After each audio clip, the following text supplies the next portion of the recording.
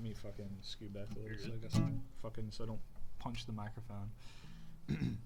Hey, come listen to our podcast, yeah. Please listen, it's a hitch. If you don't listen to our podcast, yeah, then you are a bitch. Maybe that one. It's just the two of us. Do you like the song? Just the two of us. Yeah. Building castles in the sky. Just the two of us. Oh, man. There, we acknowledged it. Now Lance will get mad. This is the first thing. That's how we should open it, actually. Just be with that. Yeah. Yeah, so, all right. Most important thing out of the way. So, yeah, welcome to Filmoscopy. I am your host for today's episode, Cody, and joining me is Owen. Yeah, solo man. It's just like I said, just the two of us. We're minus a Lance today. Yeah, so Lance had he was teleported into the Alfred Hitchcock movie The Birds, and yeah. he had some issues to deal with. Jason Blum called him up to say that he's remaking The Birds and needs Lance to play a role in it, just like he's doing with it. I always thought. Oh, go ahead. They make that. Is there really an Alfred Hitchcock movie called The Birds? Yeah. I'm thinking of that. You know that that's so bad it's good movie. I think it's called Birds something. Birds. Bad movie. So I think I might know which one you're talking about. The one you're talking about probably came out. Birdemic. Yeah. I'm thinking of Birdemic. Yeah. So the only reason I know of that movie is because JonTron did an episode. Yeah. Talking about it. I was like, what the fuck is this movie? But I watched that too. Yeah, that's like a cheap knockoff of Alfred Hitchcock's The Birds. Okay, yeah. It says it's inspired by The Birds. Actually, I don't know. I think it's a lot better, you know. Just, you know. Well, the original Hitchcock movie came out in the 50s or something, right? Like, yeah, 63. I used to work with a guy who he wasn't even old enough, I think, to be alive when that movie came out, but he was probably born in the 70s, but he would swear up and down that the scariest movie he'd ever seen was The Birds. And it's just like, why? Dude, no, he's scared of birds. So it's just a natural, continuation of his already entrenched fear. Yeah, I guess. I mean, I think his argument was like, if birds went crazy and really attacked people, that's something that could like really happen, as opposed to like, it's more believable than, ghosts or monsters or something coming. They're just around. birds. You could just fucking break their necks. They're not even real. They're just government creations used to spy on us, right? So exactly, dude. That's exactly right. They put chemicals in the water. Turn all the frogs gay. They turned all the birds gay. Oh man. All right.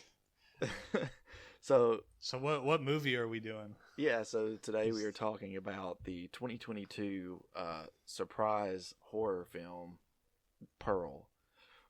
And the reason I say it was a surprise is I don't know if you remember from when we talked about X, but yeah, they did this like back to back or something. Like I know they came out the same year, so yeah, so they the turnaround must have been crazy. If I remember correctly, the deal was that during the production for X, Ty West had started coming up with ideas for a prequel film, and during that filming, him and Mia Goth had started talking about like possible backstories for Pearl, and he ended up using a lot of those ideas for the script. And as I understand it, as soon as X was done filming, they immediately began filming Pearl, and they filmed it in secret. Yeah. So it wasn't even announced until I believe the full U.S. release of X in theaters, there was a post-credit scene which was basically the first trailer for Pearl, and I think the turnaround was something like 5 or 6 months in between, releases in the box office. Oh, okay, yeah. Damn, that's pretty crazy. I wonder. So I just have this nagging question in my head, and I'm not sure if you would know, but so a big part of this movie is the 1918 influenza, Spanish flu pandemic. I wonder if so this was filmed during COVID, right? I wonder how much of them wearing masks was just like for the sake of them actually wearing masks, like for COVID's sake, and not just for set dressing. I don't think that's anything that can actually be answered, but I mean, I just think it's a funny idea. Yeah, I don't know, because I mean they did. What I'm reading here is that they did the principal photography. Did take place during COVID, right? Mm-hmm. So I don't know if it could be because they were filming X during that time. It could have been that it played a part in inspiring, like, oh, what if we did Pearl's origin story during this time of the Spanish flu? But it doesn't say for sure. So,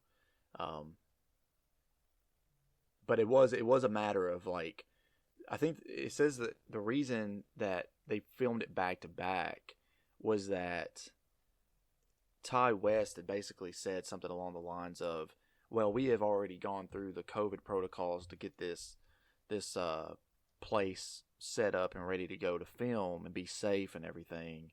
So why not just go ahead and use it for a second for the prequel movie as well? Gotcha. So. Okay.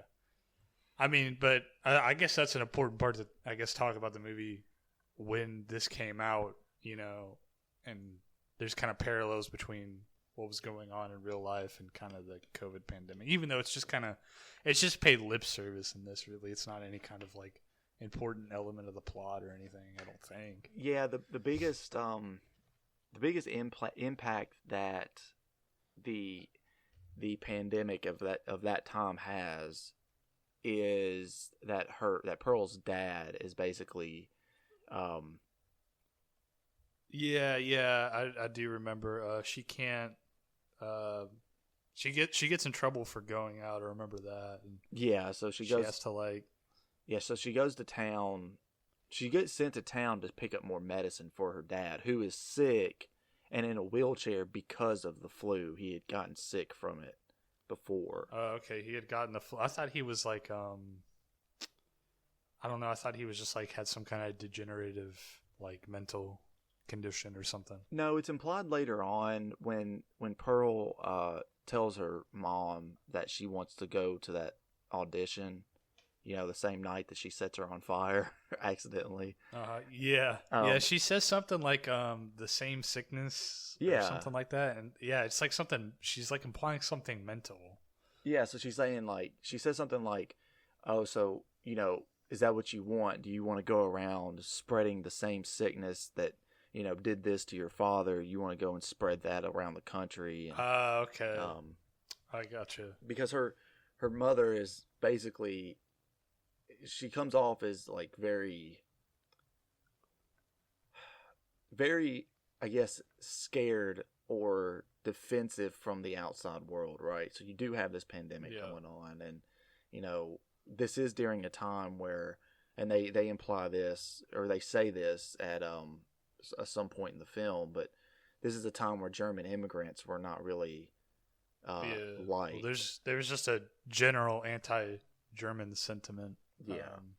Right. Prevailing. Especially because of the war probably didn't help. But this is also not, I mean, I think this is only a few decades after Germans really started immigrating to the United States anyway. Well, it was a big part of it was World War One. Kind of before World War One, a lot of, I mean, this is just a dumb history tangent. It doesn't have anything to really do with it. But prior to World War One, there was a lot of German-speaking immigrants in the United States. There's whole towns where the newspapers would be printed in German, but after that, after World War One, that was kind of stopped. Yeah. So my understanding, and this isn't from any kind of recent research. This is from looking into this a long time ago. But my understanding is when German immigrants started coming over here, because obviously this country has a bad history of you're not the type of person who's already here, so we don't like you. You know, the English did it to the Irish, and eventually when the Germans came, they did it to the Germans. But my understanding is when the Germans came here, they basically, the people who were already here didn't want them living on the East Coast or in the colonies and stuff that were already established, right? Or the state. I guess they were states by then. But yeah, most of them moved like Midwest. And right. Stuff. Yeah. So they kind of like moved out to territories, or at least the westernmost states of the time, because there weren't really a whole lot of people settled out there, and they could stake their own claim or whatever to the land and all that. So I talked about it on a prior episode, but I know at least my grandmother on my dad's side, her dad and his family were German immigrants in like the late 1800s. And they, when they first came here, I believe they settled it somewhere in Indiana. And, so obviously at that point you're already kind of like pushing west. I mean, it's Midwest, but still, So. Yeah, that's cool. I don't have any ancestors, I think, who immigrated like any more recently than like the colonial days. So like, all my ancestors are all like fucking been here for forever, or got on the boat like way back in, like, and then they moved. Then they moved to the mountains in Kentucky and drank moonshine and fucked each other and killed each other over pigs and stuff. So it's actually funny. I have a great grandpa who was in World War One, which I don't know. I just thought about it while I was watching this. You point up to the sky and say, "This one's for you, great G." Yeah, I said, yeah, this one's for you. Hopefully your wife wasn't this fucking crazy. Actually, him and my great grandma didn't get married until like after the war. But either way, I guess that doesn't pertain to this. Yeah, it is what it is. There ain't nothing wrong with us having a little conversation. So I guess I'll go over the preliminary stuff for the film, as I usually like to do. I'm a little scattered brain today, so forgive me. Yeah. It's a little weird not having Lance on for this, because I really expected him to be on for this one. So I was prepared to answer whatever questions he had, and I really wanted to hear him bitch about this movie. But unfortunately, I guess that won't happen. I wonder what question he had to ask me. I don't know if you remember seeing that in the text. Yeah, I don't know, because he had said something about wanting to ask you something about World War One. So, but I guess I don't know what he meant. I guess just like how we'll never know how many licks it takes to get to the Tootsie Roll center of a Tootsie Pop, we'll never know what Lance's question was. Can we talk about the most striking thing, that when this movie opens, it's like it opens like an old Hollywood movie. You talking about how it like goes through the barn or whatever, and then it like opens up and there's like the shot of it has like that opening credit sequence and stuff. Yeah. It's just kind of like I guess it says it here on the Wikipedia page. Even this says Wizard of Oz kind of style. Yeah, and I know when I mentioned this, sorry, that just reminded me of something else. But when I had mentioned that I wanted to do this film to you guys, I think I had told you all that the way this film is shot, I mean, it's very much inspired by like 1920s, 1930s Hollywood, right? Yeah, and it even has like the color in it makes it look like it's like really saturated, like it's Technicolor. Yeah, it's like how they did with Wizard of Oz, how they went back and added the color to it later on. So it's really cool the way that it's shot and everything. There's several different scenes in the film that like when you see when they happen, it's like, oh man, like this really does look like something that would have been shot from back then. You know? Yeah, it really it fits the movie really well, despite it being kind of anachronistic. But it still really fits the movie. Yeah, in a weird way, and it helps with the horror as well, because even just thinking about the closing scene and stuff, you know, it gets real creepy with the way it closes and stuff. You talking about during the actual credits where she's just sitting there smiling? Yeah, and then she starts like, you know, tears rolling down her face, and you know, like very. Yeah. That was like really good acting. I was actually like super impressed. You know, I'm glad you brought up the fact that it was good acting, because it is a damn shame that she was not nominated for this for anything in the Oscars. But I mean, obviously, the Oscars typically ignore horror films anyway because they're a bunch of old geezers. Yeah. They don't like that, and they don't like animated movies either. Yeah, but it's like, you know, they added an animated category or whatever, just, you know, basically like, yeah, this will appease everybody. Well, I hope some fucking kid shows. I think the newest Pixar movie wins every time. Now, what 4-hour biopic are we gonna pick for Best Picture this time? Yeah, but it is this. I have to say, this film is my favorite horror film from last year, and I think that Mia Goth's performance in it is excellent. I mean, yeah, she does really like a really good job. Like it's she feels she rides that line on being scary, but I guess kind of being sympathetic. Like it's kind of like a tragedy and a horror at the same time. Yeah, and she does a good job of making you feel that shift gradually throughout the film. You know, like in the beginning. I mean, she starts out kind of like fucking crazy to begin with, but there's certain, as it goes on, she slips. Right. And like, whereas in the beginning, I think that you could say that you would have a lot more sympathy for her. And yeah, it's like, she's a little unsettling in the beginning. It's like, okay, you're not quite right, you know, but at the end, it's completely shifted where it's like, for me anyway, it's like, I do kind of still feel bad for her, but she has like gone full on psycho at that point. Yeah. She's losing her mind. Is there perhaps a Psycho 2 influence on this movie? Why do you think Psycho 2 specifically?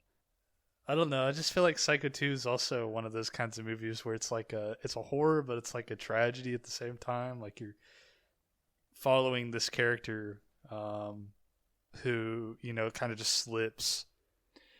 His sanity kind of slips. Like, you know, he's crazy from the beginning, but yeah, he's gotten out of.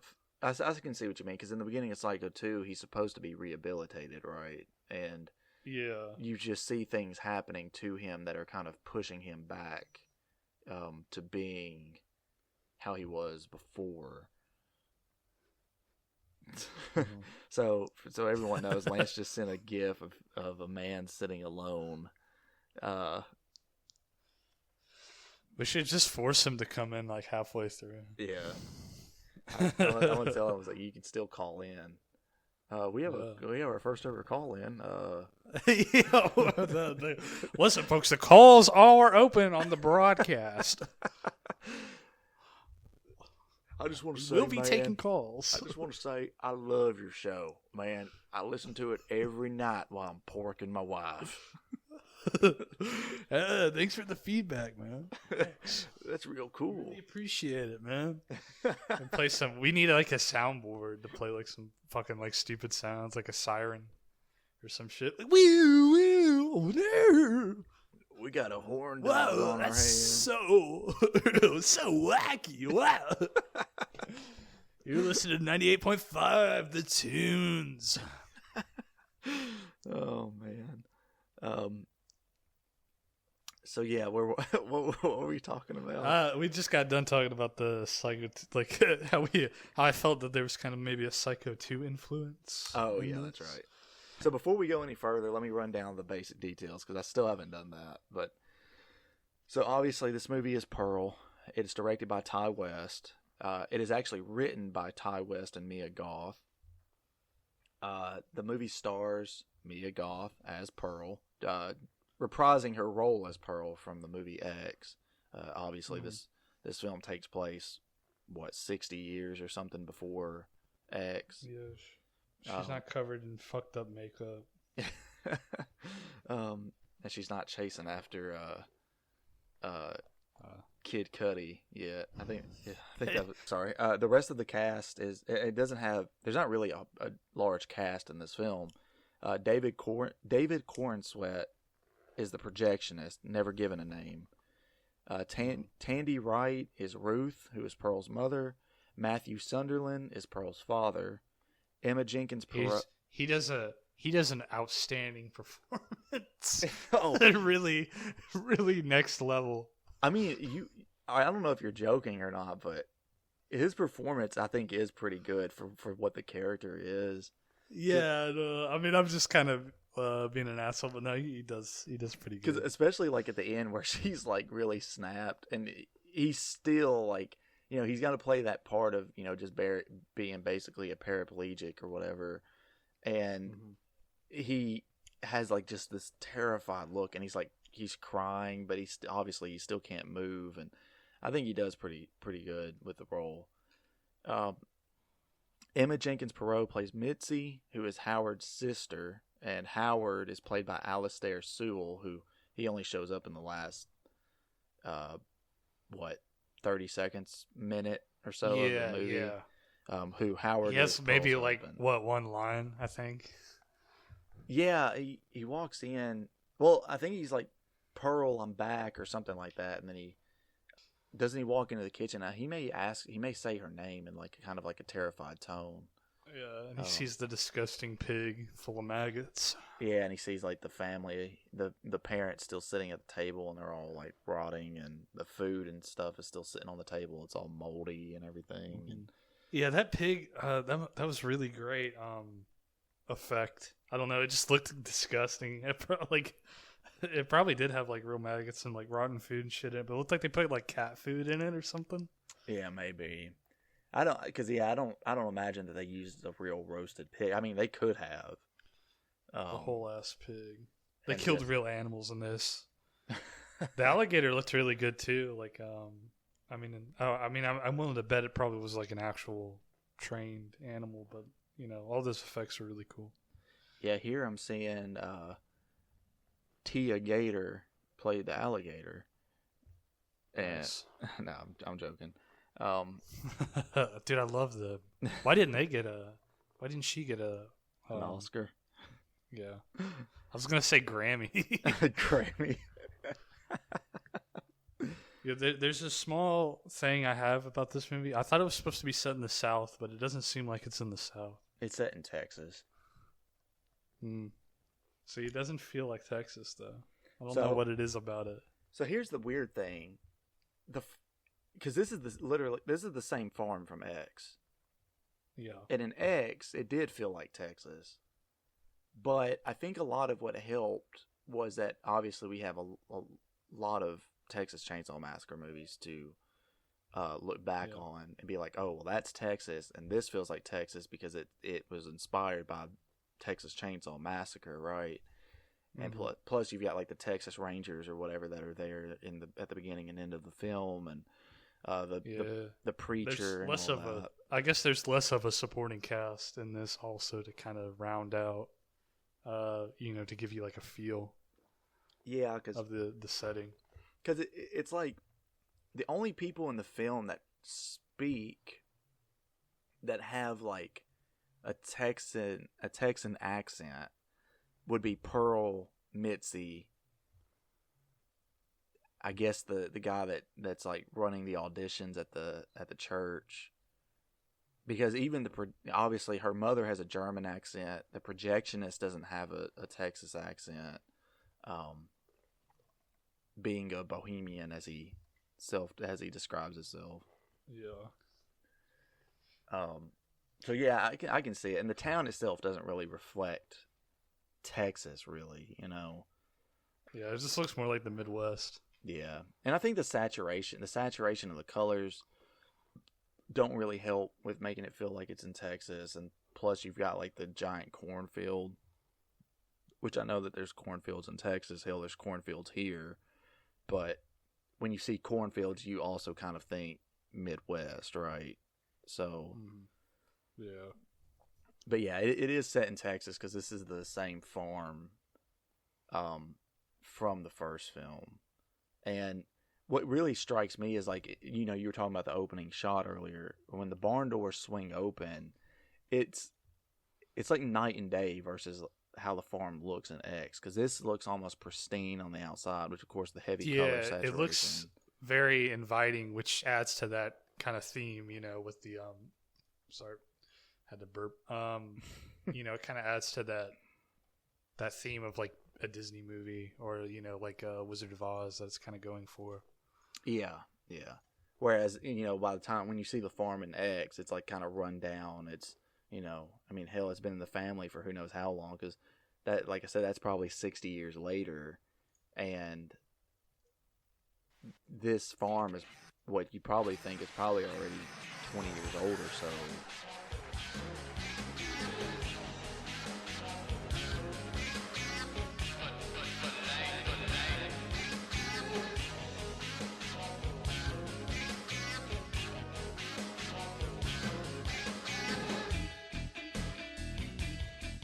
You can call this the New World Order of Wrestling. Alright, in the last 2 weeks since we last recorded, I have been sick with a viral infection the last 2 weeks. I'm just now getting over it. Dude, we had Savannah, Spanish flu. Well, listen, Savannah has gotten 3 more fucking birds, so we now have 4 in the house. Oh my gosh. Hey, look, I love all these birds. They're adorable. One of them is a pineapple green cheek conure. Her name is Noodles, and she's Yoshi's little mate, hopefully. I was gonna say, is Yoshi clapping those green cheeks? That's the question. Well, Yoshi doesn't know what the fuck to do. Like most guys, they're at the beginning, you don't know what to do unless you watch a bunch of videos. Because birds, from what I understand, birds don't have the organs that most mammals have. They both have holes. They have a cloaca. So the male bird, yeah. What did you say, Owen? I said a cloaca. It kind of makes that noise. The male bird gets on top of the girl bird. They rub their holes together, and then that's what happens. Well, Yoshi's trying to figure it out. Noodles is kind of frustrated because he can't figure it out. And then by the end of it, Noodles is running away, and Yoshi is clamped onto her tail like it's a surfboard, being dragged along because he thinks it's fun. And now Savannah bought, short story, somebody posted on this Facebook group called Clarksville Chat that there was this really beautiful parakeet running around the Publix parking lot. Like it was definitely a pet parakeet, you know. And Savannah actually drove out there to try to find it, couldn't find it. So, you know, unfortunately, I think the bird didn't make it. It was in a Publix parking lot next to Tiny Town Road, which is really busy here in Clarksville. And Savannah said, because somebody said they were going to go back and try to find it, and Savannah said, well, if you find it, I can home it because I have a spare cage. Well, some woman messaged Savannah and goes, hey, I have 2 pet parakeets I'm trying to get rid of. Well, not get rid of, but she's trying to rehome them because she's about to have her 3rd kid. She can't take care of it. And she gave us 2 little parakeets, a cage, and bird food, all for $15. And the only problem is these parakeets are like a year old, and I don't think they've ever left the cage since they've been bought, so they don't know how to really have human interaction, you know? So Savannah's been working with them the last couple of days. And then before I got on here with you guys, I had started up my load of clothes to wash, and I had gotten, you know, I was spinning the clothes around to make sure, you know, because the washer sometimes sticks. I want to make sometimes it sticks, so I make sure I just spin it so it doesn't get stuck when it turns on. So I got laundry detergent on my hands, so I went away to wash my hands. I turn around and Yoshi is licking the top of the laundry detergent bottle, which had water on it, mixed with laundry detergent, and I'm freaking the fuck out. So we're like 2 hours in, and he's fine. He's over here literally fucking with noodles right now. So I think we're in the clear, but Yoshi set up a phone. He was streaming. He was like, "Yo, everybody, yo, what's up? It's your boy Yosh. I'm about to do the Tide Pod challenge. Here we go." oh my god, dude! This bird. I mean, I love Yoshi with all my heart. I never thought I'd love a bird like this, but this bird is the definition of derp. Like, you look up and you'll see him. I mean, he'll just do the dumbest things and just look at you and like, "Hey, what's up?" And like I said, when he's trying to have sex with her, he just clamps onto her tail and she runs off and he's riding it like a surfboard. It's like, "Hey, what's up?" He looks at you as he does it. He knows what he's doing. It's not like he's trying to figure it out at this point. He's just like, "Fuck it, I'm going to have fun." So we're covering Godzilla 2014 today, right, guys? Let me go ahead and just give a cliff notes. This was the first time I ever watched this movie. I had watched X. Oh yeah, I forgot. Yeah. I had watched X because Cody wanted us to watch X, and then I watched this movie. Yeah, I forgot to ask Owen, but I guess it's probably already been implied that this is Owen's first time watching this movie. Yeah.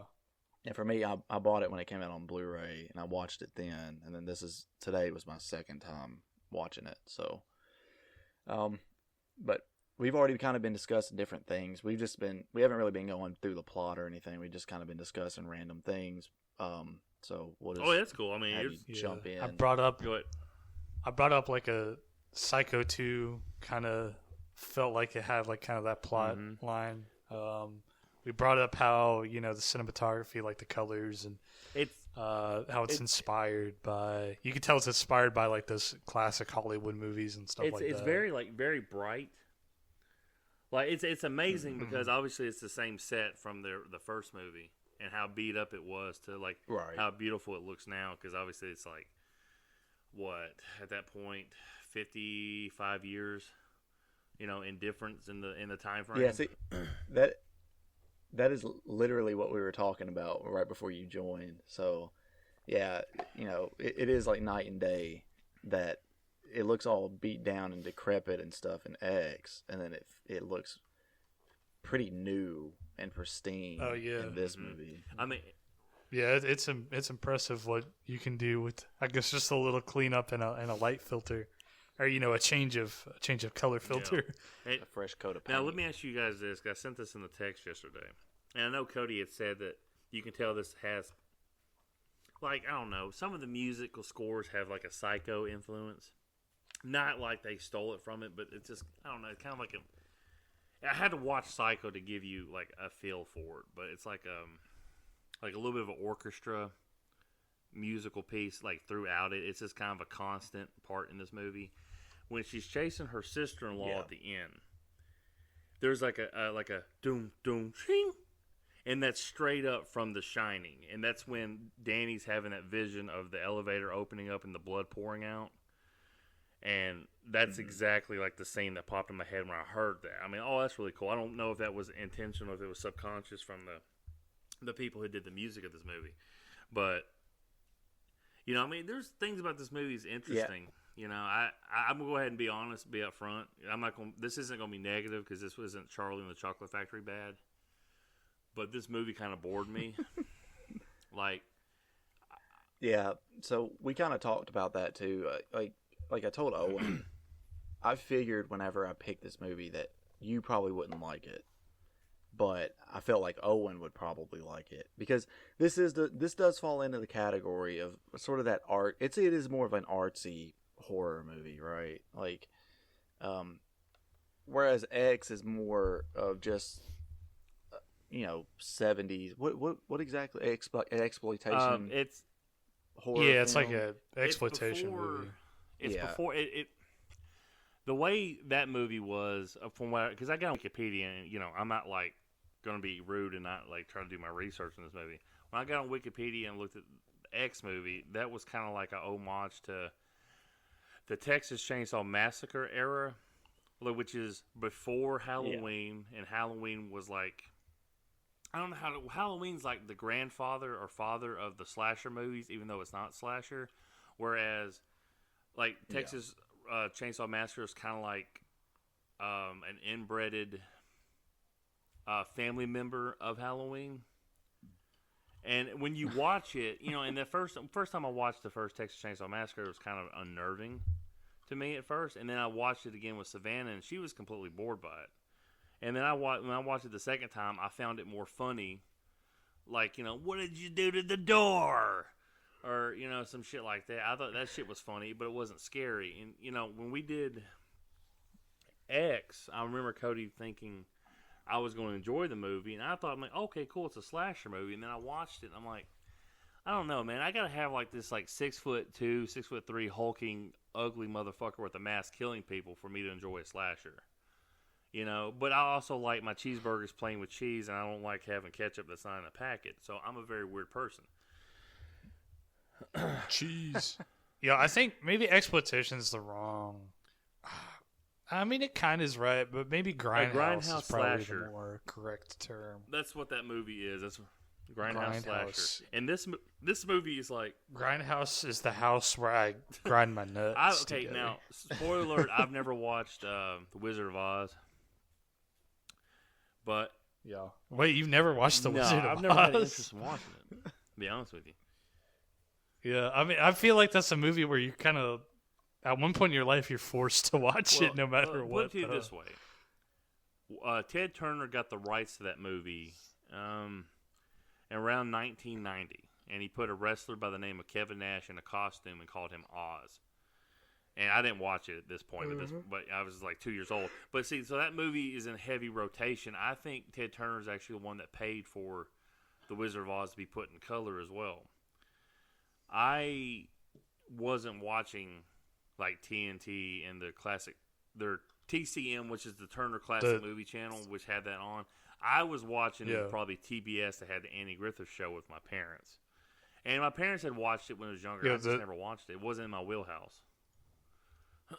Yeah. The movie was always in color. Oh, was it always? Like, it was in color. Yeah. It was Technicolor. It was like it's that and Gone with the Wind, and then there's some other movie. But all those movies were actually shot in color, which was like a big thing back then. That's why that and Gone with the Wind are like the highest grossing movies of like fucking of all time. Because people in 1939 were like the colors. See, I thought that I thought that it was the color was added later. I did too, obviously. For some reason, I thought it shot in black and white. Yeah, that's because in the beginning it's black and white, and then when she goes to Wonderland, whatever the fuck it's called, the land. Yeah, he said the land. The land. She goes to that land, boy. That's because when she goes there, it becomes in color. So I guess even when I was it does make sense then that I'd always had color to it, because if it was in black and white the whole way through, that part wouldn't really make any sense. It wouldn't have that big of an impact whenever it switches over to color. Yeah, if it was always in black and white, they'd be like, follow the yellow brick road, and they'd be like, what the fuck are you talking about? It's just gray. Let me ask you this real quick. Wizard of Oz, did that come out in the 30s? Yeah, it came out in 1939. Okay, and here's something really funny, because this is how my brain worked at the time. As I'm getting introduced to movies in general, I have no time frame for differences in like years at this point, because I'm like 10 years old. Let me just, and for perspective as well, my favorite wrestler growing up was the Ultimate Warrior, and he had the greatest head of hair ever in wrestling. Like Cody has a great head of hair. So when he kept coming back, his hair never changed. But everybody else's hair, you don't realize it till you start losing hair. Everybody loses hair except for him. So it's a bad thing, a bad concept of time for myself. So my grandmother is introducing me to the slasher movies, Friday the 13th, Halloween. And, of course, I'm building up this kind of this world in my head of all these movies because I hadn't seen them yet. I've only seen one of them at this point. And then she told me about Psycho. And I had never seen Psycho before. And I think I seen Psycho 2 first before I seen Psycho. Well, Psycho 2's in color. And then at the beginning of that movie, they have a scene from the first Psycho movie, and it's in black and white. And I'm over here thinking, man, that movie's so old it's in black and white. So I'm over here thinking something from the 60s is old because it's in black and white. Then I start finding out there's movies from the 50s, and then now, obviously, I'm today years old when I found out that The Wizard of Oz was actually shot in color, that something 30 years before that was already in color. It just shows you how cheap Alfred Hitchcock was. So I'm over here thinking like 1960. Was 1960 the first movie? Like, this is how stupid I am as a 10-year-old. Yeah, Like, I mean the old Tom and Jerry shorts were always in color, from the 40s and stuff. Those are always. Yeah, and but that's a Citizen little I mean, different that's- because it's a cartoon. That's not as impressive, of course, but I mean, still. Well, I mean, I honestly I grew up watching reruns of the Andy Griffith Show, which came out in like 1960 to like 67, and the first 5 seasons in black and white, and that's the best episodes. They turn to color, it turns to shit. Well, I also grew up watching the Three Stooges, and they're in black and white, and they're from the 30s.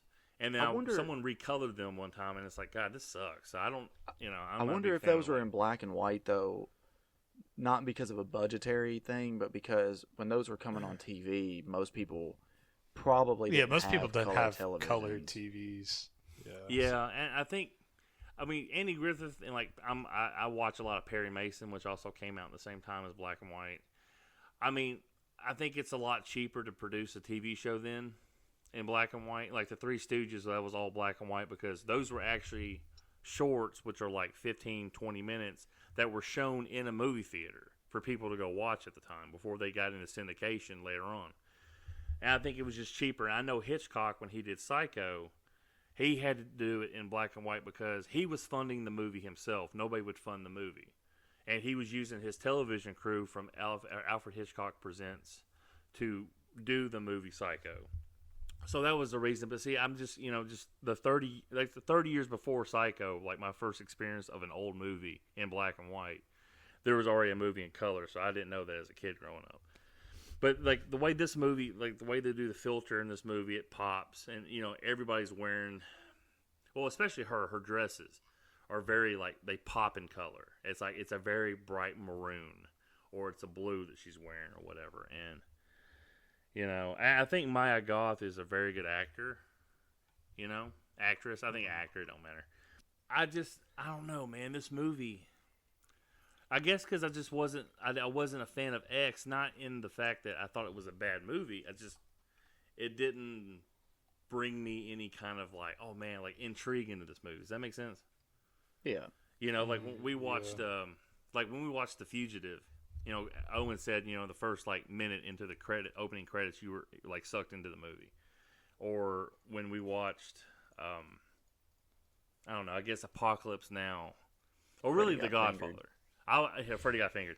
I'd really say like The Godfather, because I went in that movie thinking I was going to be bored as shit, and then it just drew me in. I love The Godfather. But then The Godfather 2, which is like held it as one of the greatest movies of all time, not only just the greatest sequel, I was bored by The Godfather 2.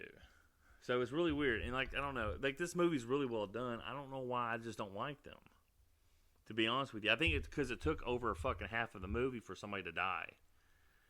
Yeah, we kind of theorized about that because I went back and looked at the timestamps of the text you were sending where it's like, this movie ain't it. And judging by that, and when you reference her killing her sister-in-law, I kind of estimated that you were probably only about 30 or 40 minutes into the film when you sent that first text. And nothing intense really happened. I'd say about 45 minutes. I think you're about right. Yeah, so I think the only death that happens by that point is the goose at the beginning. Yeah, I wasn't a fan of that. I mean, look, I get it. She's psycho. She's going to kill animals and shit like that. I don't think you have to kill a fictional animal on screen to draw any kind of emotions out of the crowd anymore. Just quit doing that, people. I don't need an animal dying. It's make-believe. Animals die in real life. I don't need to see that in make-believe. So that's just my gripe about that. And of course, I saw she fed the gator, which I thought was really fucking stupid. But, she was like, hey, gator, or whatever her name is. And then it does a freeze frame on the gator biting the goose. And that's the opening credits of Pearl. I'm like, oh, my God. And it's written, it's really funny because the credits are written like it's like a Looney Tunes cartoon. That kind of italics almost. Yeah. I mean, there's some shit I laughed at. Don't get me wrong. Like when she's about to kiss the scarecrow, she's like, I'm buried! The Scarecrow is like weird, like the way they had it designed. It looked like a real someone's person. actual skin. Yeah, I thought its eyes were gonna open at one point. I did too. That's I did too. Hold on, I guys. mean, gotta grab me some I tea. guess I'll it be was. right back. I Alright. guess it was supposed to like be, like reminiscent of the Wizard of Oz Scarecrow. Yeah, maybe. But Yeah, and obviously this movie isn't as sex forward as X is, or like I assume Maxine will be, because it's really the only scenes really revolving around that is the scene with the Scarecrow, when the projectionist shows her the French porno, and no, that he's was like, part was awesome. he's like, I'd like to see you on that screen someday. And in that video, let's actually get a green screen up and put you in there. pulls out his Real quick question. yeah. No, well, let me get because I agree with all that. That shit's funny, and I love that French porno myself. Savannah might listen to the episode. Savannah might listen to this part of the episode and be like, "What the fuck?" You know, because when I talked about, the most legendary cock on TV on movie screen in X, Kid Cudi or whatever his name is, and I was like, "This dude's Kid dick Cudi, is yeah. huge." 3 people that I know that listened to the episode looked it up, and they agreed with me. And Savannah was one of them. She goes, "I had to look it up because you kept talking about it." I'm like, "Dude, it's impressive, is it not? I mean, that thing, I'm not even scared of it. It's like a work of art, and the thing's hanging between his knees." Yeah. But, do you guys? Okay, there's supposed to be German immigrants during World War One, but she talks like she's a simple handmaiden from Tennessee. Still, like she still kind of carries this redneck accent, and it's like, aren't you supposed to be like German? No, so here's my theory about that. I think that her parents are definitely German immigrants, but I think she was probably born in the United States, and she more than likely went to school in that town. So, like, Okay, that makes sense though. yeah, I just thought about that right now. I'm like, wait, they're German. That don't make any sense. Yeah, because think of it Hey, Cody. this way. She's like, "Guten Tag, Guten Morgen, Schwiegen, Fagen." My dad is from Kansas, right? My biological mom is from California, and then my stepmom is from Mexico. So obviously, none of them have Southern accents. But I So do. are you trying to tell me you are their Bermuda Triangle? Well, because I was born here and grew up here, so I have a Tennessee accent, just like Tennessee whiskey. Oh. Now, real quick, Cody, because we've discussed this, and I still find it interesting talking about the past family and all that. But your German family immigrated to Kansas during World War One, didn't they? No, no, they wouldn't have, because my grandmother was born in 1933, and she was born in Indiana, and then it was a few years after she was born that they moved to Kansas. So when they immigrated to the United States, they first settled in Indiana, and that would have been the late 1800s, whenever they first came. Oh, gotcha. So it was way before any of the World War stuff. Yeah, that's on my grandmother's side, on my dad's side, and then my dad's dad. He's also from German descent, obviously, because of my, you can tell by what my last name is, but his family, I think, immigrated here it was like 1870s or something like that. So okay, so you're deep rooted. Yeah, we talked about this before. For some reason, I just remember us talking about, like, for some reason, World War One era. Because I know my grandmother, obviously, I talked about her. Obviously, my great grandfather was a Nazi soldier because he was missing in action during the war, and she was born in East Prussia, not United States. And then my dad's family, he was born in Missouri, and he was full-blooded German. My grandfather. So at some point, he was born in 39 or 38. So if he was born in Missouri, they had to have been there before that. you know. I think because he had a lot of brothers and sisters, so I'm assuming it was between World War I and World War II that they immigrated to the States. Now, quick question to Owen. Now, the future Crypt Keeper is in World War I right now. He comes back at the end of the movie. And I say Crypt Keeper because he has the long hair and he's bald on top, and he's like, Yeah. that's a He huge gets all- dick right he- there. Yeah, he gets all flustered. It's like, Yeah. my word, son, that's a mighty big hog between your legs. Let me get a taste of that. You know what's really funny? Because Cody will verify this because he showed this to me. It was an old not skit or bit that they did on Kind of Funny, Yeah. where where it was animated for me, and this guy was like, you know, Thor's hiding in his closet with a glistening hog between his thighs, and he's like, "Don't tell your mom I'm in your room." And Kid Cudi's penis is like an unironic, realistic interpretation of that bit. Just there, this glistening hog, you know. But to get off the penis talk, I was kind of curious about this because I did my research on this, which was I went to Wikipedia and I read the first 2 paragraphs. Owen, how bad was the bad side of World War I? What the fuck were they fighting over? What do you mean?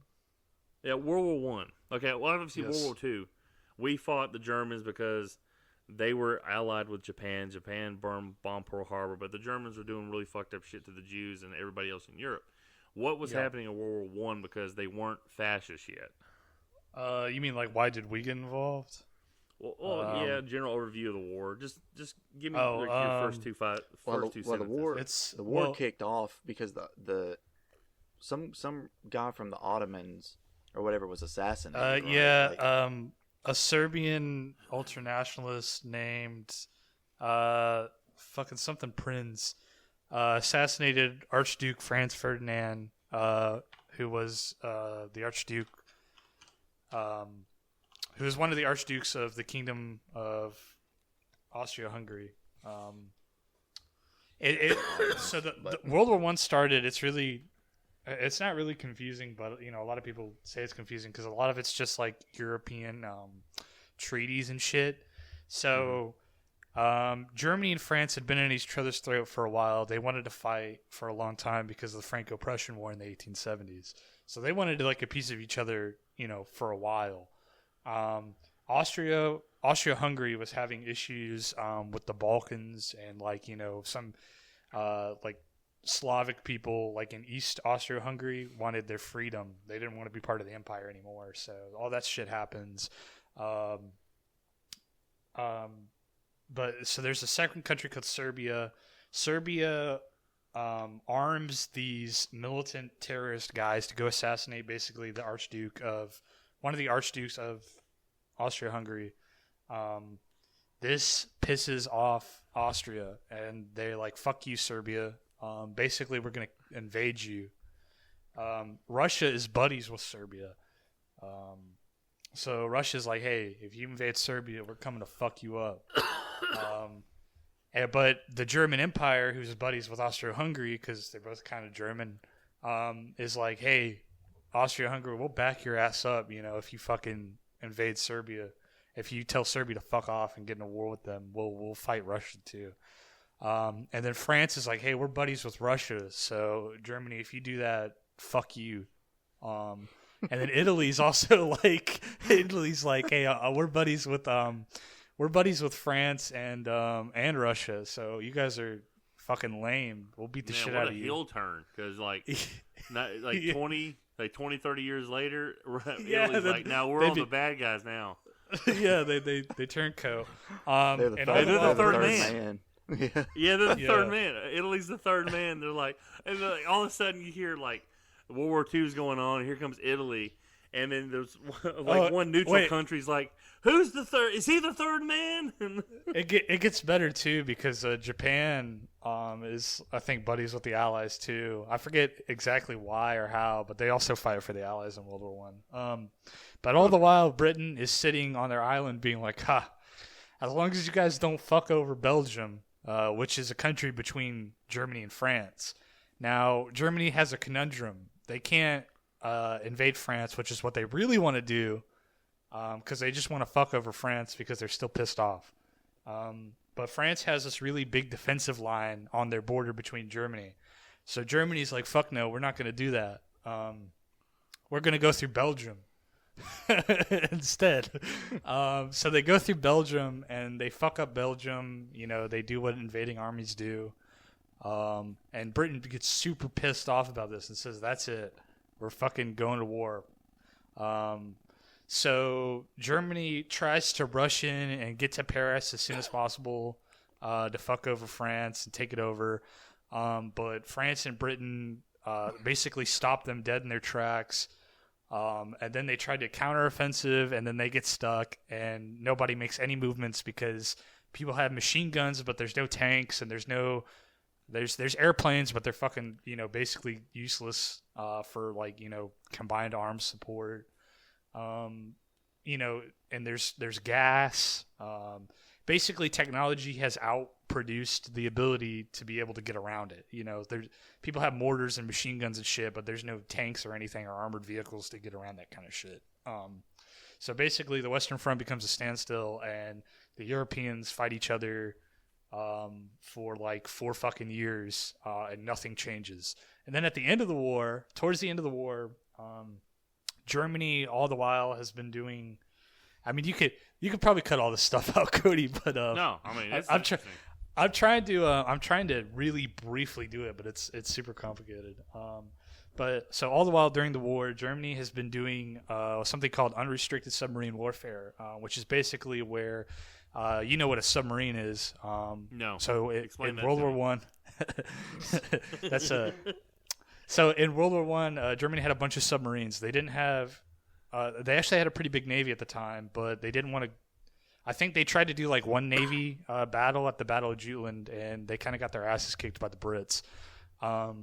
So they're kind of stuck using submarines, kind of like how they were in World War II, where they were just stuck using submarines. So they use submarines, and their plan is that they're going to starve the Brits out by doing unrestricted submarine warfare, which is basically where you just sink merchant shipping. That any merchant shipping that goes to Britain, they're basically going to sink it. This pisses America off a lot because they're sinking ships, you know, that are our merchant ships. They're sinking Americans on passenger ships and stuff like that. So we tell Germany to stop, or we're going to get pissed off and join the war. Germany stops. And we still join the war. No, here's what happens. I forget exactly why, but Germany starts doing it again. And they sink the Lusitania. And the Lusitania had a pretty good amount of Americans on it, and that really pisses America off. And then after that, we find out that there is a telegram letter that the German foreign ambassador to like Mexico had sent to like the Mexican president that said, he was like, hey, if you invade the U.S., we'll back you up, and you can take Texas and California and shit back. Of course, Mexico's like, this is fucking stupid. Why would we do that? Texas and like Lower California and New Mexico is like full of rednecks who have guns, and also we're in no position to do that because we're really poor at this point. But that letter gets like found out by the American public, and now we're really pissed off. So then we declare war on Germany, and then we get involved into it, and then we're in the war for like a year, and then Germany signs the armistice and ends the war. I mentioned my great grandpa was in World War One, but the funny thing is he didn't really. He was in an infantry unit, but he only saw combat for like a week, because he got put on like the Meuse Argonne line, which was like an area where there's pretty heavy fighting, like on the last week of the war. And on the day that they were going to sign the armistice, his unit, like his regiment, was supposed to like spearhead like an assault into like some German lines or something, but then they ended the war. So Jesus, they're talking about getting lucky, man. I mean, yeah. Look, it's cool and all if you survive a war after like 5 years and you got all these horror stories to tell people. Yeah. But I'd rather be like, you know, I'd rather be like that.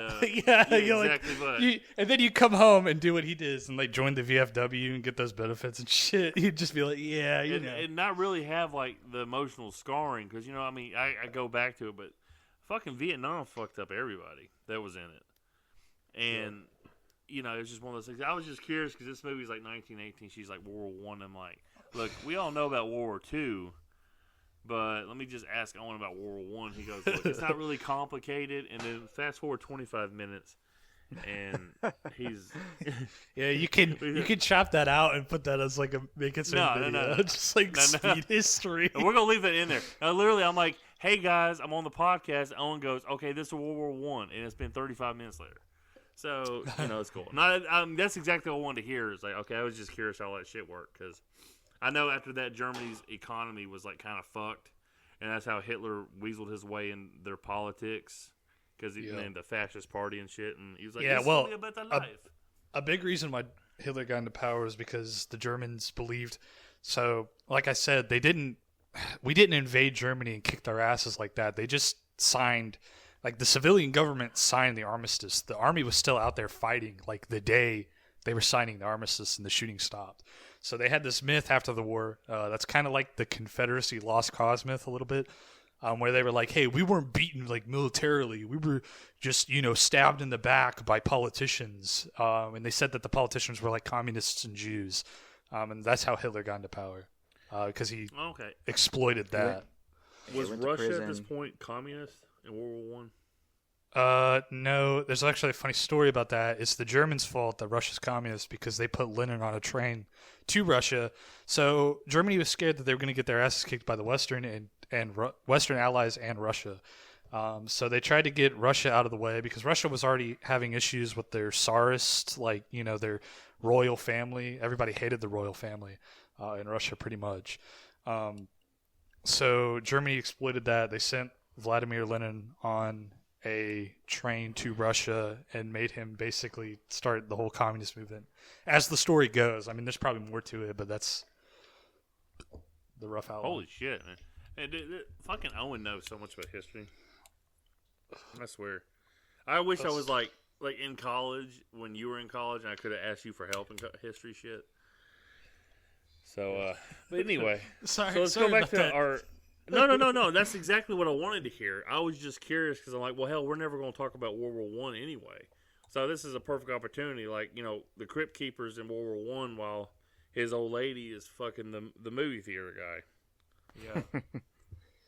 Now, like, this dude, he shows up. He's like, yeah. He's like, then they recorded it.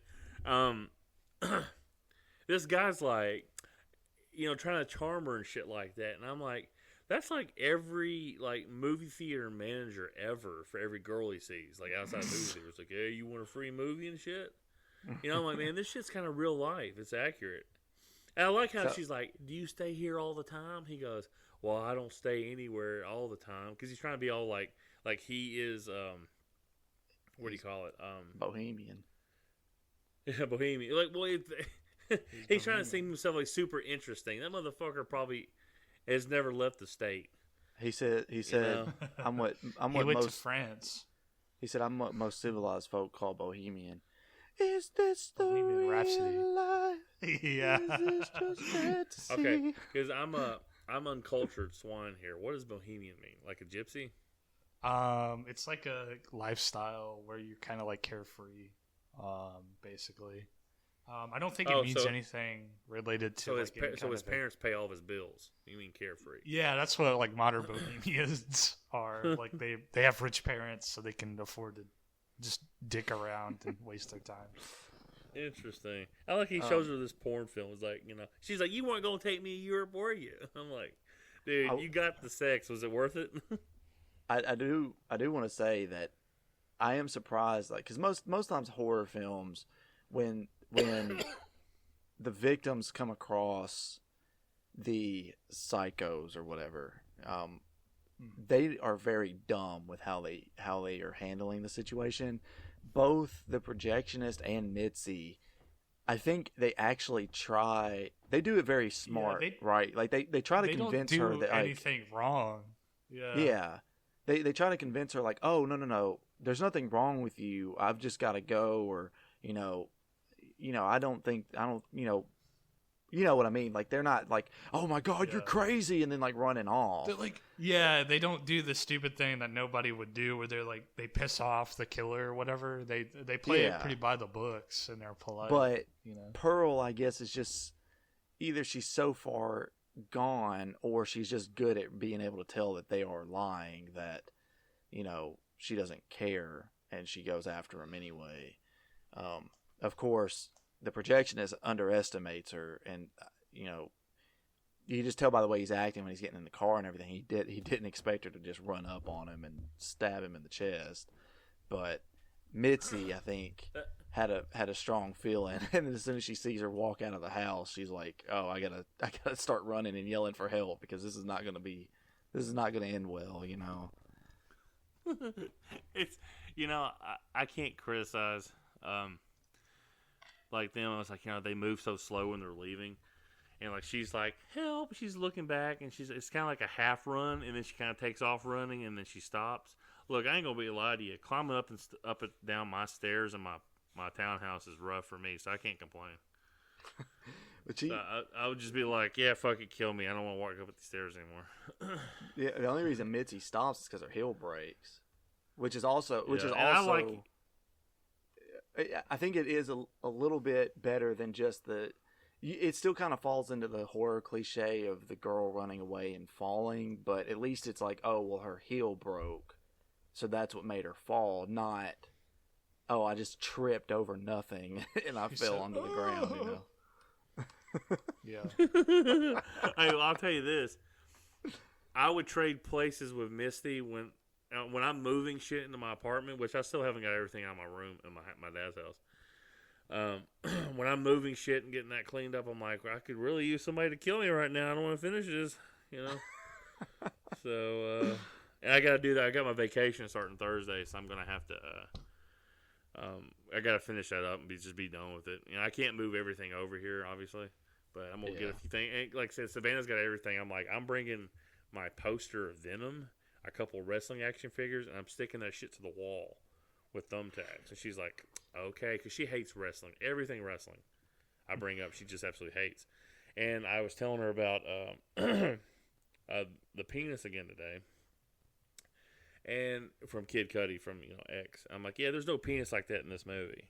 And she's like, okay. And she just kept rolling her eyes. I'm like, look, I'm just saying the penis was impressive. She goes, I know, I saw it. You don't have to keep talking about it. I'm like, it deserves to be talked about. Because to be quite honest with you, if that was mine, I would not wear underwear. I would just allow that motherfucker to just like sit there on my thigh and let every person that saw it just be like, I'm like, yeah, it's real. It's just so stupid. But this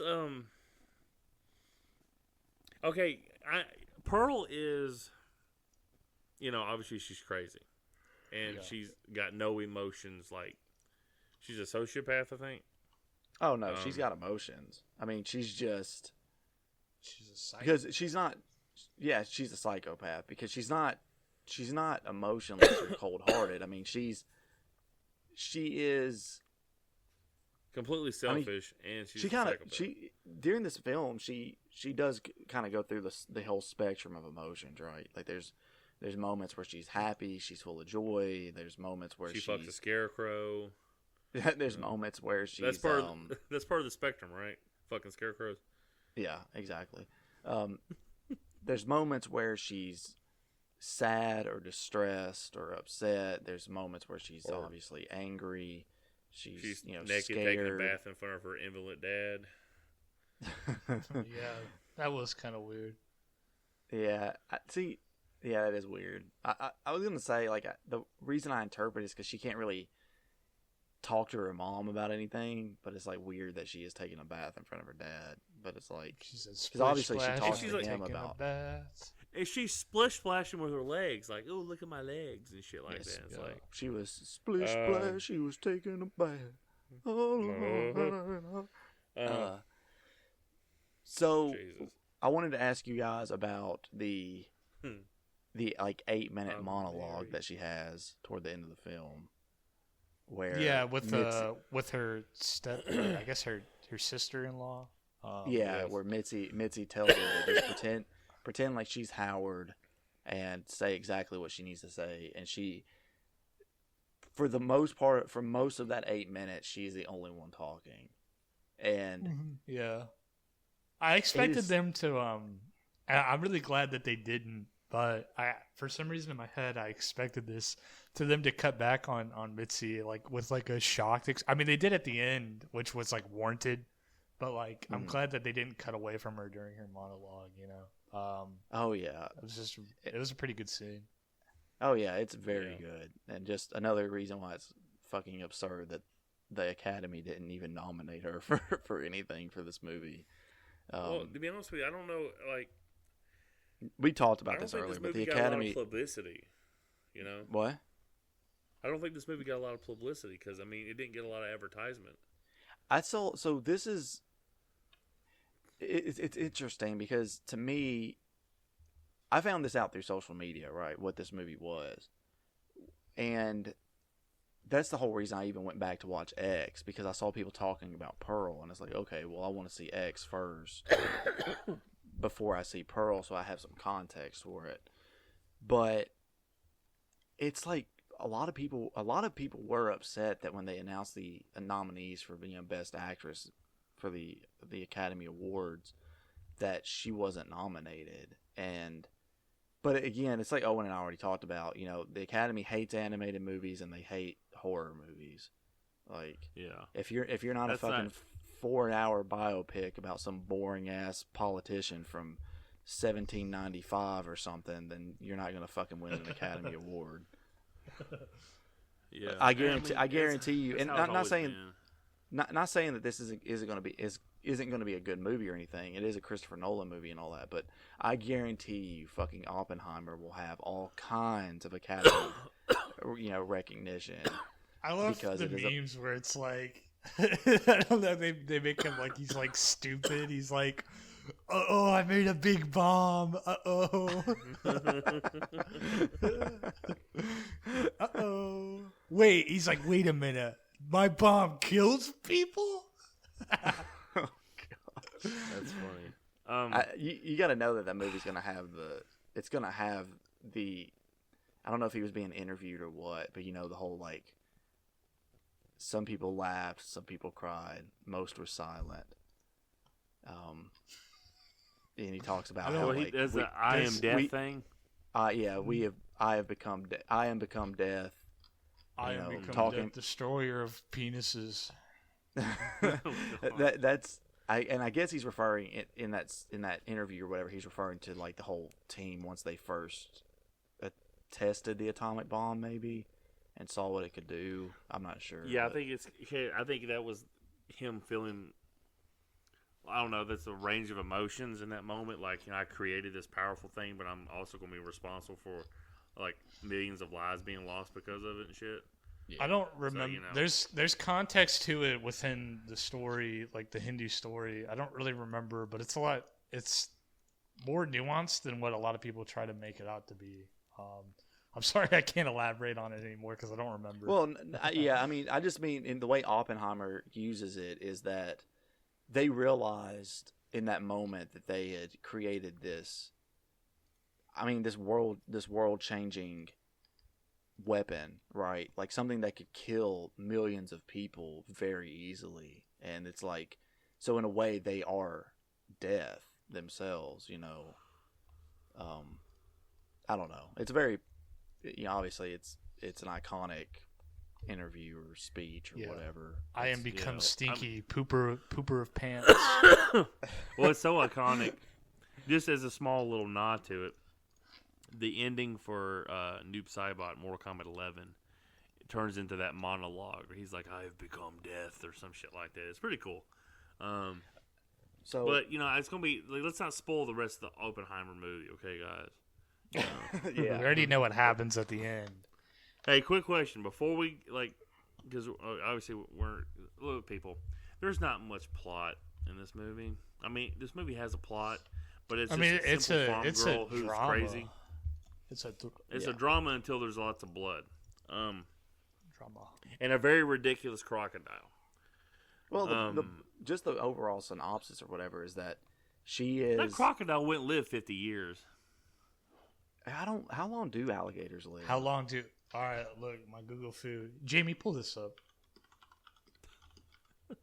Who's It's an talking alligator, to? not a crocodile. Well, what's the fucking difference? I understand it's one's bigger, one's smaller. Are you talking to an actual person? No, I'm doing a fucking Joe Rogan bit. I was thinking like Howard Stern. Like, hey, why don't you look this up? The average lifespan of alligators is about 50 years in the wild. However, there have been reports that some live beyond 70 in captivity. No, okay. Well, she's basically feeding it. So Isn't alligator like shorter and fatter than a crocodile? No, alligators small. Crocodiles are allig- fucking huge. yeah, crocodiles typically the main difference I think is they primarily live on land. They don't really stay in the water that much. Alligators if any. pee sitting down, but crocodiles pee standing up.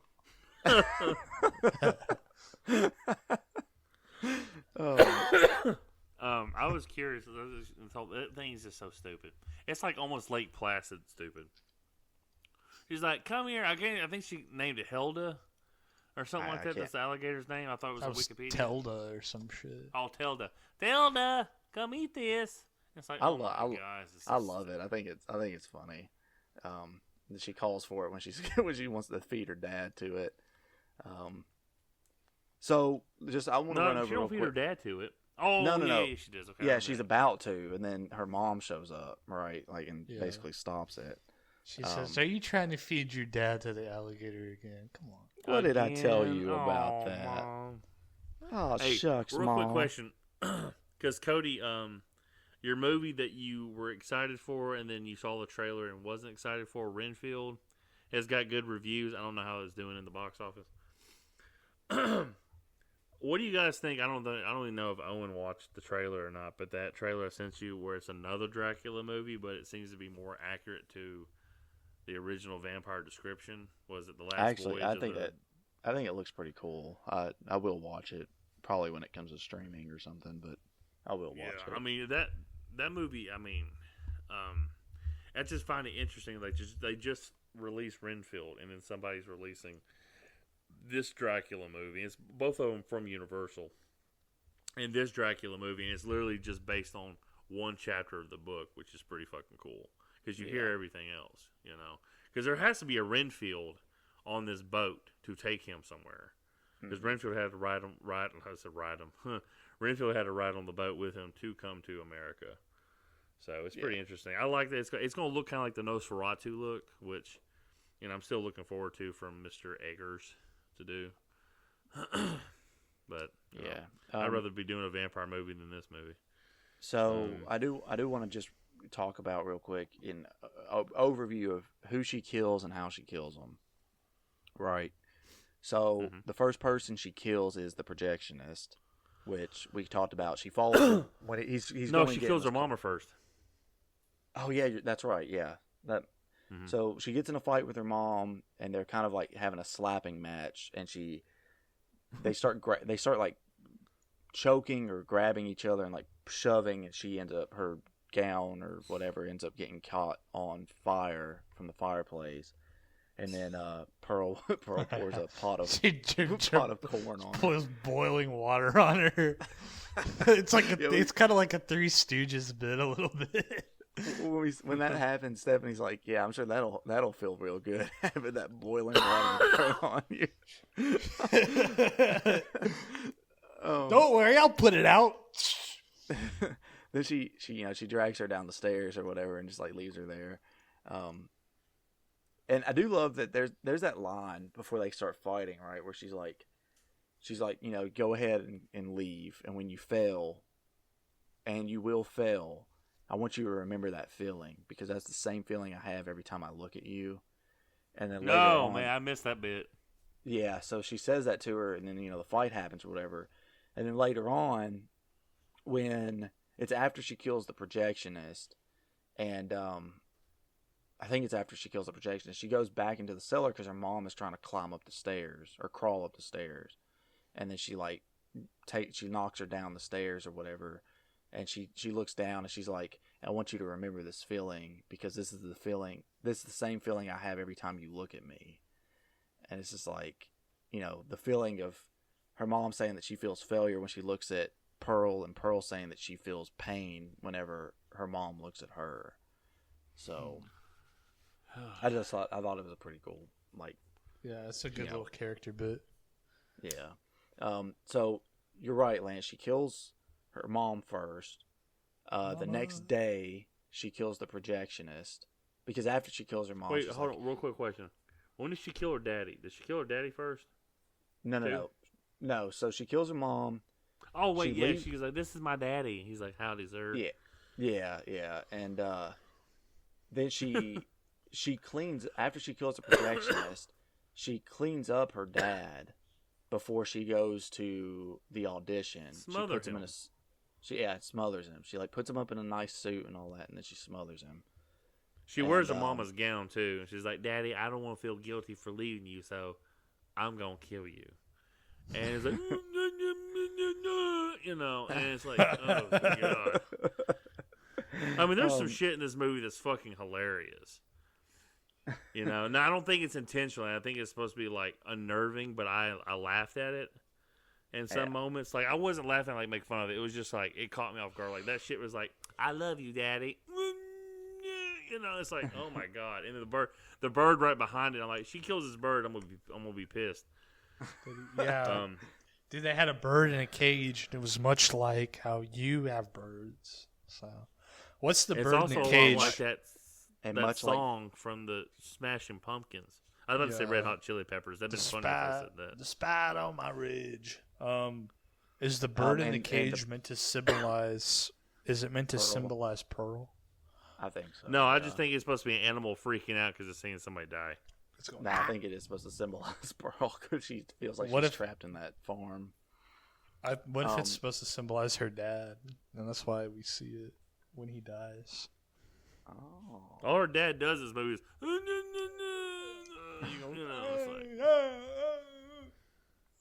He talks like he talks like he's the Frankenstein monster. No.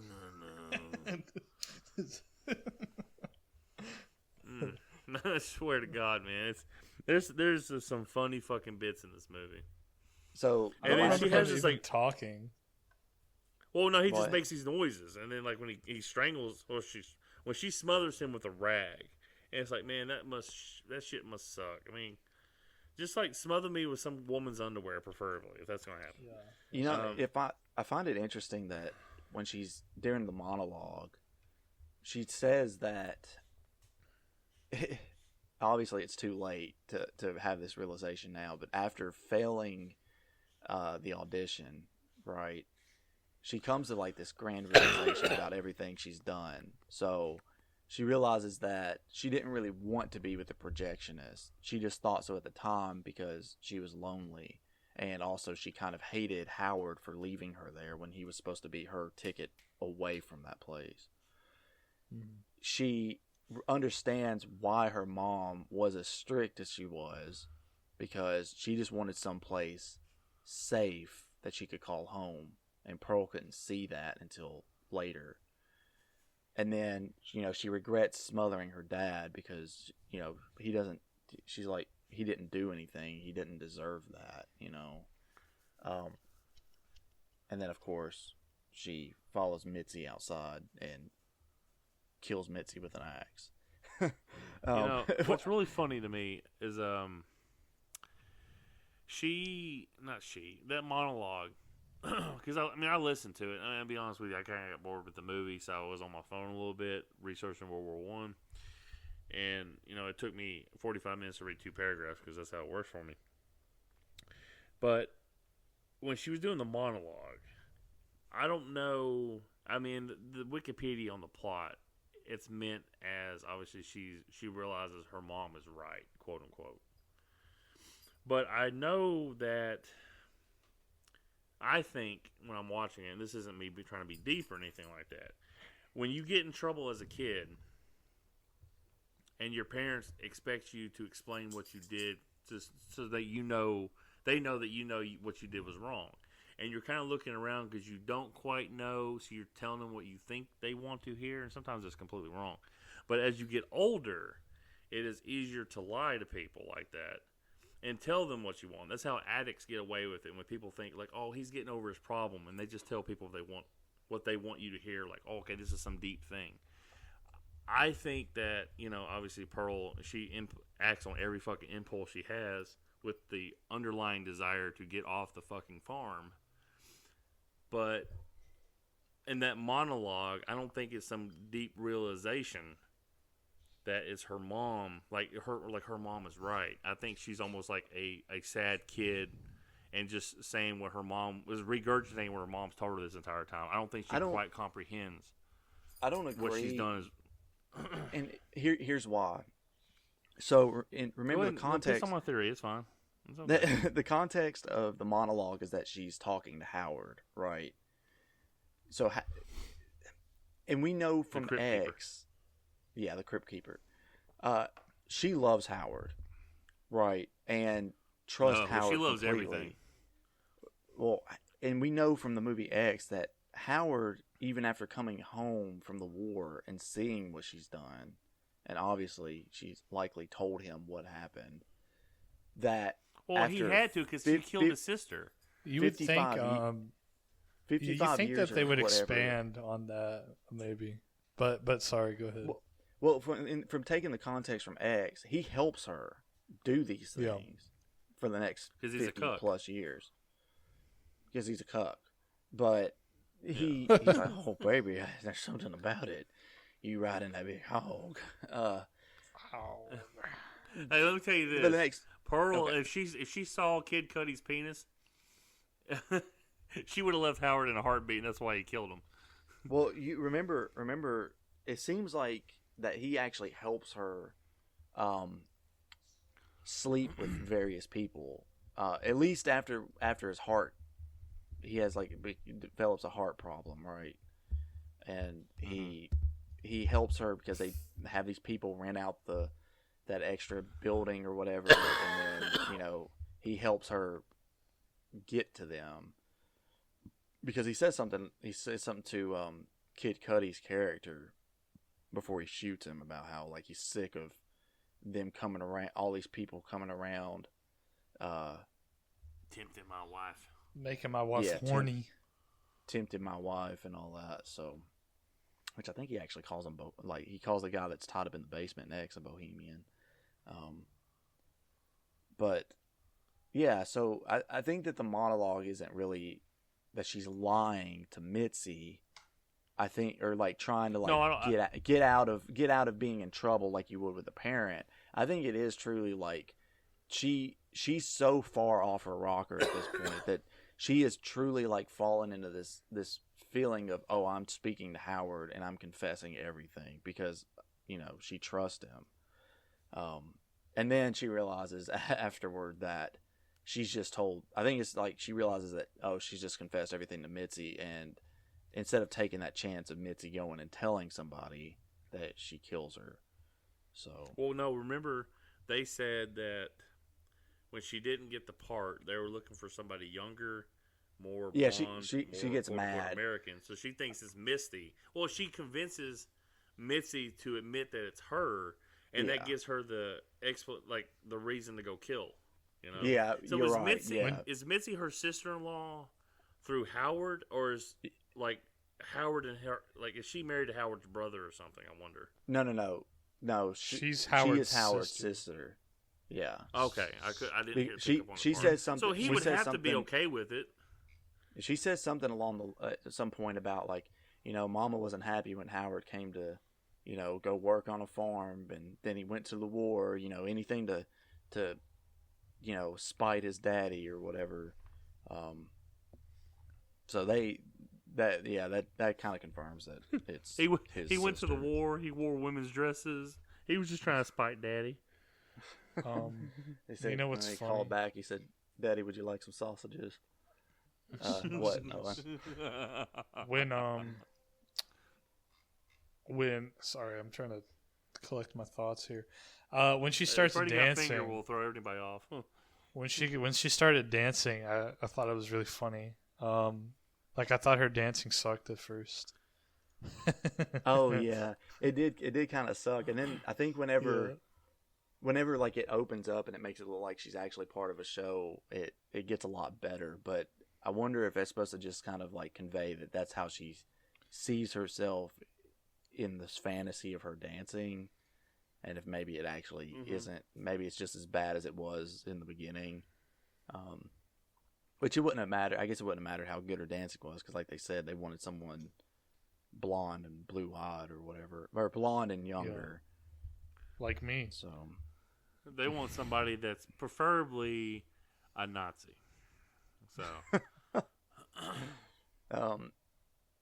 But American so as well. yeah, I was actually going to ask you all if you all thought that Mitzi actually got the part and was trying to lie to Pearl to not upset her, or if Pearl just convinced her, like Lance said, like kind of. well, I'm not gonna lie to you guys. I read that on Wikipedia. Oh God, to me it came But off when I like, watched it, I didn't. It didn't come across to me as she was like, "Yeah, Mitzi got it." I don't think, because you didn't stick around for the Yeah, part. You no, didn't see. yeah. I feel like she just convinced her that she, or not convinced her, but watching Mitzi run off proved to me that she couldn't dance anyway. So I really don't think before she got her head cut off, I don't think she could dance because she's got no rhythm whatsoever. and she got fed to the alligator. That was so funny. It was so funny seeing her body get chopped up because it looked like a rubber doll. Yeah, well, you know.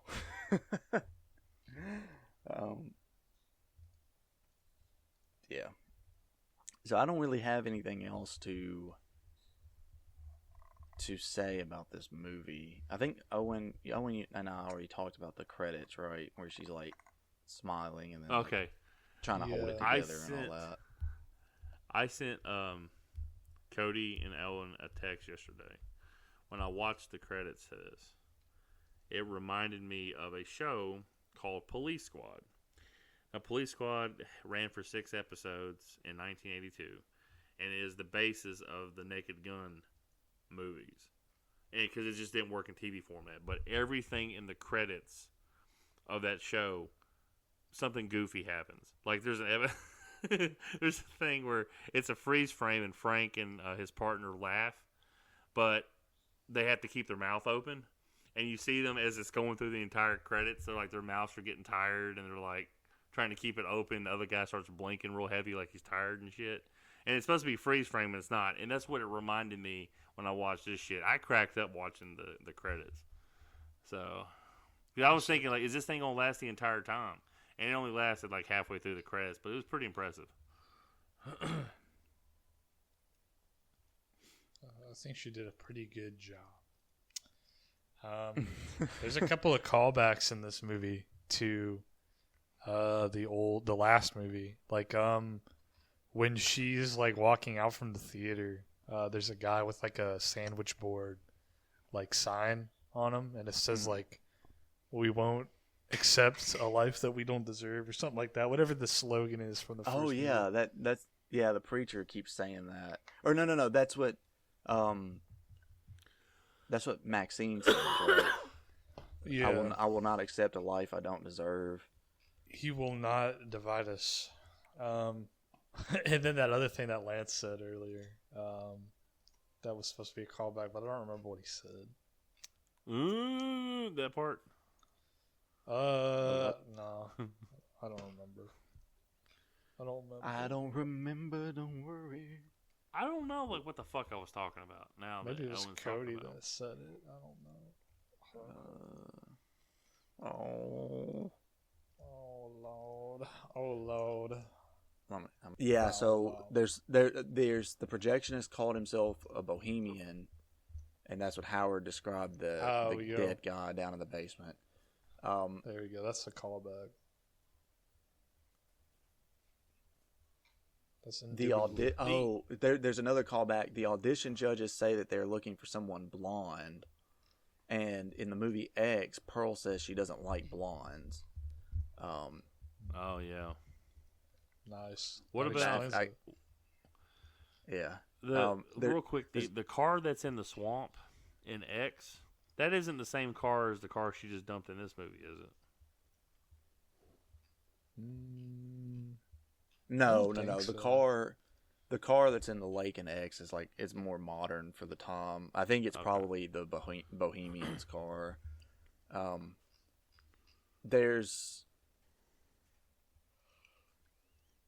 a few other references here. I just want to run through them real quick, just because I think they're interesting now that they got brought up. There's 2 callbacks specifically to Psycho and Wizard of Oz. The car getting dumped in the pond, is similar.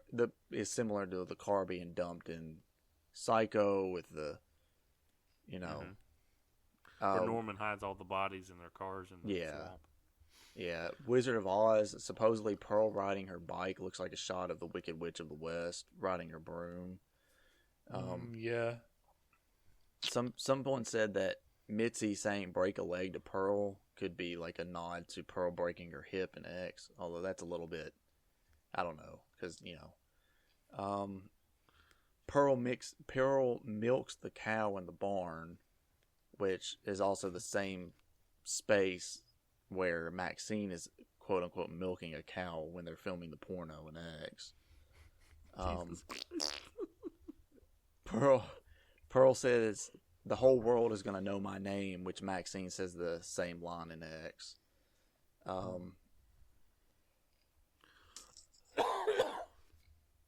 Yeah, so, and on top of the whole like I don't like blondes line, the blondes in both movies end up being eaten by the alligator. Gator. So, gator. That's pretty funny. Them Florida gators. Gator country. So is there anything else about this film that you all would like to discuss before we wrap it up here? Wrap it up and tap it up.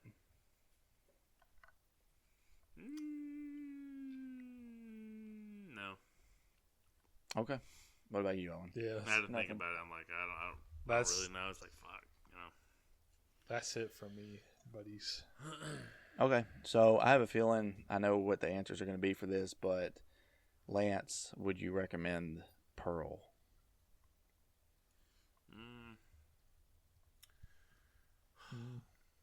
I don't think Pearl is a terribly made movie. I think it's a very well done made movie. I don't think it speaks to me, and I think I'm a pretty decent barometer of a general public moron. So for the general public, I'd have to say no. If you like artsy, fartsy movies, I'd say yes. If you like horror movies and want a more classy horror movie that is not just tits and people getting killed, I would recommend this. But for the general public, it's okay. It's just not worth it. I mean, the first kill doesn't happen until 50 minutes into an hour, 45-minute movie. You got a problem, in my opinion. So no, I would say no generally. But if it's a one-time watch, I suggest anybody to watch it one-time watch. This isn't Charlie and the Chocolate Factory for me. So I would say one-time watch, yeah, but I won't ever watch this movie again. I have no desire to watch it. I don't have a desire to watch Maxine with the 3 X's in it. Okay, what about you, Owen? Yeah, I recommend it. I think it's a pretty fun watch. I thought it was a nice little drama, and I think it was just interesting to watch and see how this character kind of has a mind break. And there's some clever things it did, with regards to, the era and, the colors and the kind of the cinematography and callbacks. I think it's fun. All right, and I would also recommend the film. Like I said earlier in the podcast, this is my favorite horror movie from 2022, so definitely would recommend it. All right, so that's it for Pearl. We'll go over real quick what we're doing next. So Lance, you're next. You're next on the list. The the movie. I'm fully prepared for Cody to hate this movie coming up, which is fine with me. I think Owen's going to enjoy it. It's just a fun, like, 80s B movie, military movie with Clint Eastwood with a bunch of humor in it. And it's called Heartbreak Ridge. And this was my my gateway movie to liking Clint Eastwood movies, because before this I had just watched Good and the Bad and the Ugly and a couple other westerns and military movies, and I was just bored as fuck. I watched this one when I was like 10 years old. I'm like, okay, he can be funny, and I enjoy this. So I started watching all of his movies since then. But yeah, so it's Heartbreak Ridge. What about Fartbreak Ridge? How about Hacksaw Ridge? How about Hacksaw Jim Duggan, people? Ho! What about you, Owen? My movie? I haven't picked yet. Yeah. But Okay. Well, he's giving you opportunity to pick now, Owen. I don't want to pick now. 3 years into the podcast, he's like, no, okay. He's like 3 years into, he's like, no, Owen, I know, Cody, I'm not ready yet. It's like, dude, we've been doing this for 3 years. Never. All right. I watched. I think. Go ahead. I watched American Psycho a while back, and I thought it was pretty good. Maybe I can pick that. Yeah, I still haven't seen that. Yeah, man, it's not a bad little. I think it's funny that the DVD cover art is obviously a take on the Norman Bates Psycho, like because he looks like in that he doesn't look like him at all, and never holds a butcher knife at all. But on the cover of the poster and the DVD, he's holding a butcher knife, and his hair is combed. Specifically, look like Anthony Perkins is Norman Bates. It's kind of funny.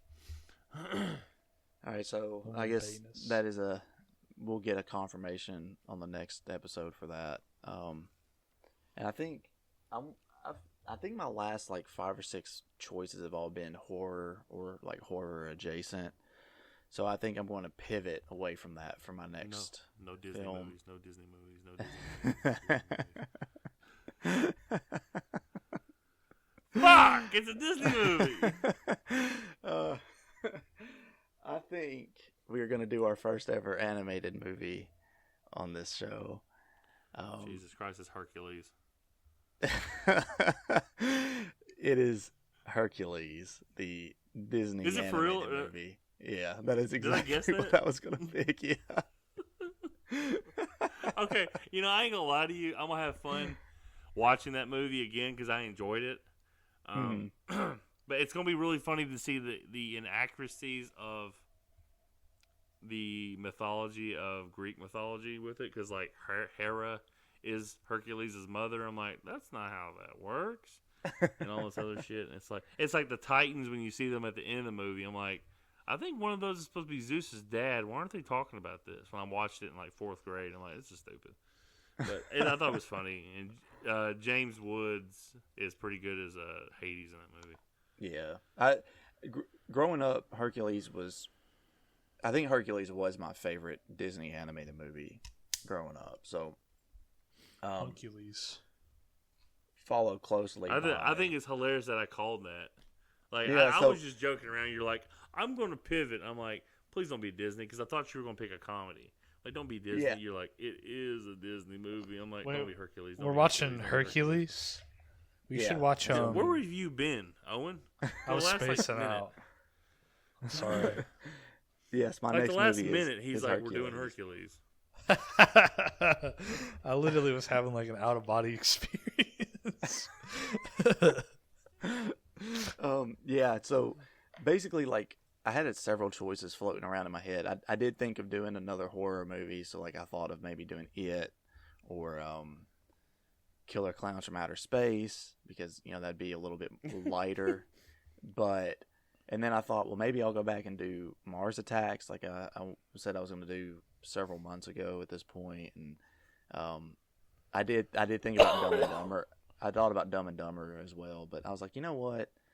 I've been also thinking about doing Hercules for a while now, and I just been waiting because we haven't done an animated movie yet, and I just wasn't sure if that was the first one, because I figured if anyone was going to pick an animated movie, it's probably going to be me, and I just didn't know if that was man, going hey, to be. look, I've actually, like, I want to suggest one of these like Mortal Kombat animated movies that's come out in the last couple of years. I'm like, nah, they're gonna laugh at me, think it's stupid. I ain't gonna do it. Now Cody's like, we're gonna do Hercules. I'm like, motherfucker, all gloves are off now. So yeah, You said, honey, you that's- mean Huncules. Hercules. Here's And the I thing, will you know, say- like, go ahead, Cody. I'm sorry. The soundtrack in Hercules is just fucking awesome. I love the soundtrack. There's a. Every time I think of Hercules, I think of You guys don't know who the nostalgia critic is, but Yeah, I do. He's a little bald guy. He's got really bad opinions. Yeah, there you go. But he did a review back in the day that I watched on Hercules, and like his only like big criticism was like he was like, "Why does it look like Las Vegas? Why does ancient Greek look like Vegas?" It's a fucking Is it- Disney didn't- movie. Who didn't- cares? Well, man, but didn't like Las Vegas kind of like base a lot of their stuff off like the Greek I don't look know. of shit? No, I mean they have pyramids, but Yeah, but I they think also have it's- like isn't it's like just- one of their big hotels like the Caesar yeah, but that's or some Roman. shit like that? But I can Yeah, I see where, like, as a, like, it's a musical. So it's like I don't know. I think it's just supposed to be like a Las Vegas style musical kind of style. Yeah, plus, like Hercules has a bunch of like a lot of like references to like the modern era anyway. In it, like there's whenever he becomes like famous and everything, they make shoes, and they're called like the Air Hercs or something like that. So Why does it look it's like like Vegas? But anyway, that's it. We're done. I guess we'll be closing shop here for the night, and then we'll rustle up the gang again so we can do Heartbreak Ridge.